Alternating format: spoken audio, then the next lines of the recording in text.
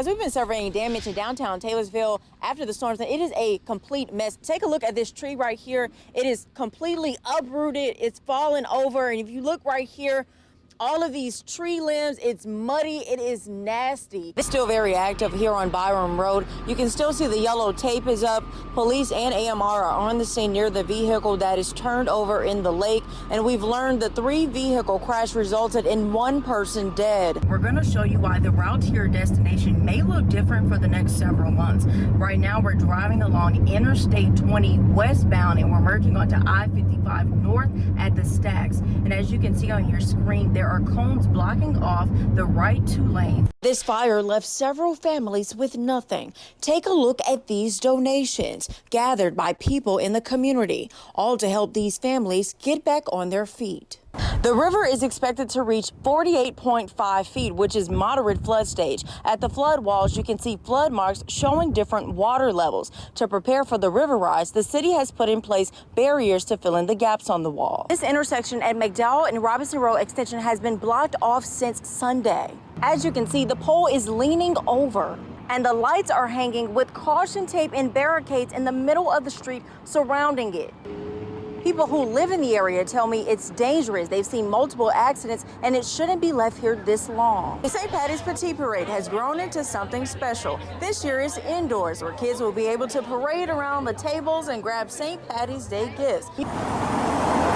It's been over a week and I haven't seen anybody out here talking about fixing it. A blocked-off intersection on McDowell and Robinson Row Extension has caused people to find alternative routes after someone hit a pole Sunday evening. Friday, Jerry Fields, who lives in the area, says the intersection is far too busy for the city to let it sit there over a week. I almost had accident after accident here in Jackson right at this intersection. Oh, if it was in East though, it been fixed. This is left though. It's sad, it's dangerous. We got people come through these people's businesses like a racetrack. Look over there. Turn your camera over. Look at all these cars lined up going through Walgreens parking lot. That's dangerous. What if a child walking out? Harwell Payment has lived in Jackson for over 30 years. He says the city needs better leadership. We don't have leadership. If we had it, this wouldn't be. Since Sunday afternoon, this has been laying on the ground. Jackson needs to open their eyes to the city. Potholes, the floods that people get in their yards.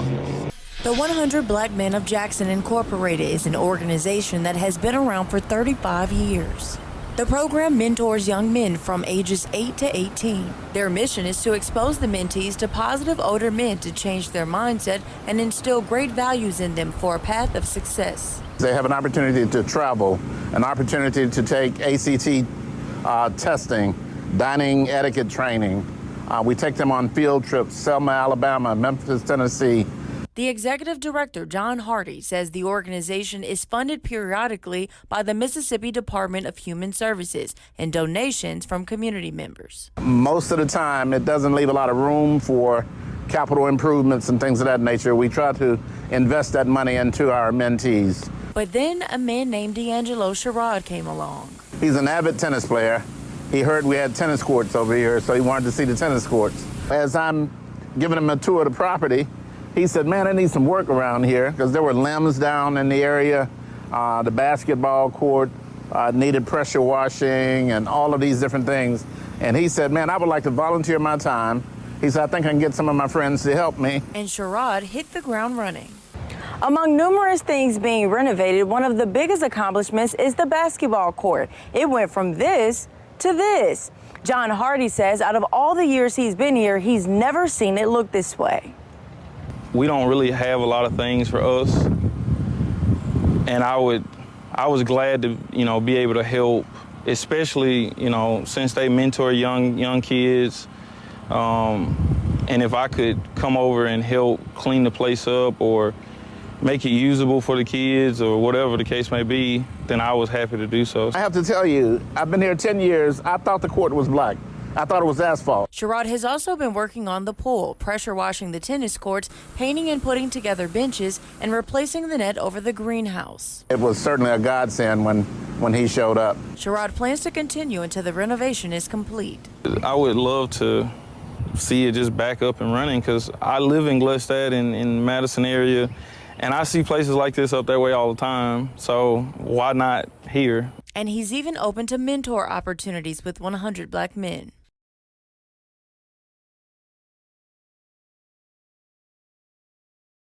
He was a helping person, and I could depend on him. If he told you he's going to do something for you, you could just depend on it. And that's what I loved about it. Leonard Williams remembering his brother Huey Williams, a gospel legend and icon. He passed away at the age of 86 Monday. Williams is best known for being the lead singer in the gospel group the Jackson Southernaires. 1992, the group received a nomination for a Grammy Award for Best Traditional Gospel Album category at the 34th Annual Grammy Awards for the album Thank You Mama for Praying for Me. Williams also sang in a group with his brothers called the Williams Brothers. Really great singer. You know, I watched him sing and I was trying to imitate between he and Frank. My voice was closer to Frank. But I don't think I could ever reach the plateau of it with them two singing. Gospel singer Paul Porter signed to the same record label as Huey, Maluco Records, back in the 90s. And from there, they became family. Loved gospel music, and he loved putting it out and giving it to the world. And I just want everybody to remember him for his love, his compassion, for his giving spirit because of what he did for me. Remember him for that, because not only is he a legend and an icon, he was a giver. Leonard Williams says his brother was straightforward and a helper. I said, when we were small, show us how to sing. Him and Frank would teach us how to sing. Took us on the road with the Jackson Southernaires, buy hotel rooms, give us money for food. The night before learning of his passing, he says he dreamed about them laughing together. When I woke up that morning, the first thing I see on my phone was about his death. And it was like he was giving me a last laugh, you know, before he left here. That kind of shook me. Williams says his brother continued to travel and perform until his death, and he hopes to be the same way. When I cross over and say, "What's up, Huey, Frank, and Pops?" You know, we're going to be up to singing in heaven, and that heavenly choir. In Jackson, Kennedi Cooper, 16 WAPD News.